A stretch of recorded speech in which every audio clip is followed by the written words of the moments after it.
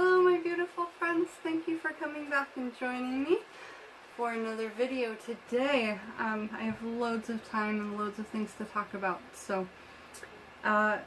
this video is about things that we can channel in nature, things that we can ask for, things that may be our spirit guides talking to us. And the best story for that I have is this summer, at the very beginning, when the monarchs first started to be coming out, there was one that would come to my porch and it would always hang out. And it was a little bit different because it had a little clip in his wing. And I started to call him David whenever I saw him because it's just the name that sprung into my head when he was there. And so if he would stop at the little plant, because we have all these plants on our porch, we grow so many things here, which is so lovely for the practice and for the craft. But whenever he would stop at the porch, I would be like, "Hello, David, how are you?" And I would talk to him. And then after I got to know him and I got to think about, oh yeah, monarchs just kind of like pass, don't they? They just are done when they're done.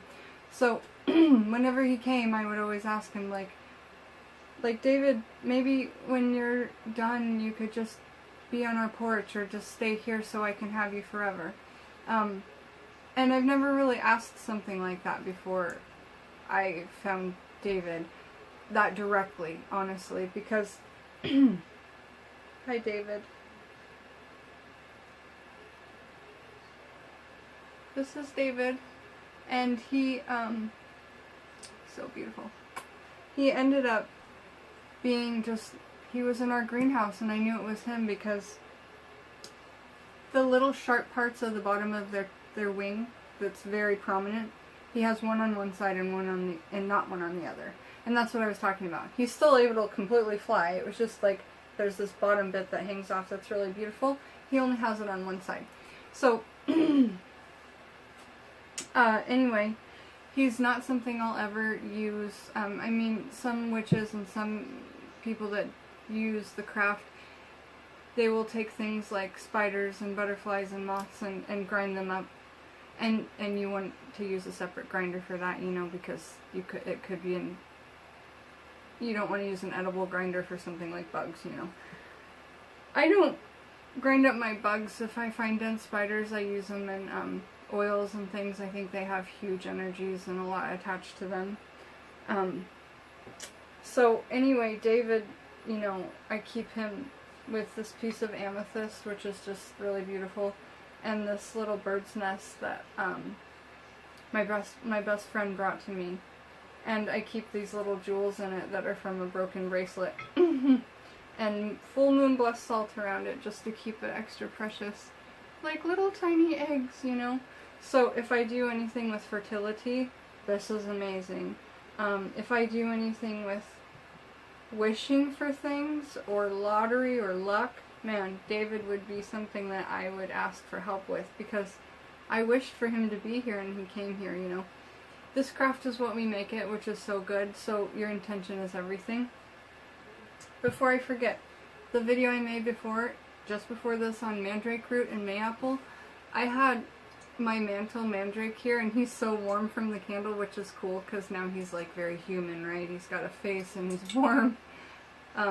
He asked me to light 2 more candles, and tell you in this video he wants to stay on the shelf, be shown again, and that his name is William. I'm so sorry for not telling you his name. I talked all about how their names can come to you, and while I was setting up for this video, he was like, no. I touched him to see how warm he was, because that's always cool. But yeah, sorry William. Definitely happy to have you here. So again, if you feel like you want to make things blessed, keep them safe, I always use just like moon blessed salt, and you can just kind of pour that out however you want. You could fill up the whole tray with it, you know. I wouldn't put any under David. I don't want to get him too disturbed, because he's a really happy guy, as long as he's with this piece of amethyst, which he's chosen. So that leads me to, like, not so taxidermy things, more things that are more common to people, which would be like cat whiskers. I keep my cat's whiskers that they drop at my meditation altar because I think that's super special. Cats are really close to me. My goddess that I love is Bast or Bastet, and I want to talk about her in a video because I have a huge tattoo on my leg that covers the whole front of my chin, and it is gorgeous. Gorgeous. So I definitely want to talk about her and all her things, but the cat whiskers are super close to me that are left on my meditation because of that. And, you know, things like super rad pine cones and stuff, guys, why not? Like, I keep these things on my little curio shelves all over. When I do interior design for people and I make curio shelves, they just love that stuff, you know. So if it doesn't feel attached directly to you and it's not negative, then put it in a curio for someone you love or somebody who's like a good friend and does the craft, you know. Another thing that you can just find forage in nature if you're drawn to it and it's speaking to you are, you know, shells from the sea. If you're drawn to it, ask, or you'll just know, you guys. But don't just take without asking or without giving something back, you know. Even if you're just giving back pure love, thankfulness, and intention for that soul to just be happy forever. I mean, the soul of the oyster, you know what I'm saying?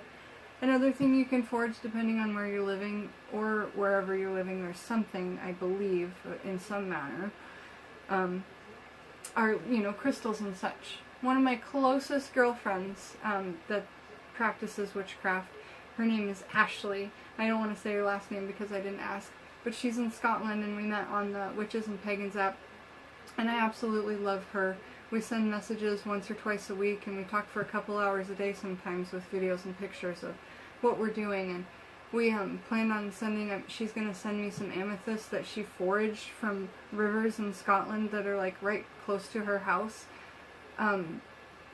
It's unimaginable to me to have like the gift of the internet to be able to make friends like this and talk to people like this and explain these things. But when you receive things that were forged for you that are like so precious to your mind, I can't believe you find amethyst in the river and she picks this for me and I'm gonna make a crown out of it or something, you know, and meditate with it.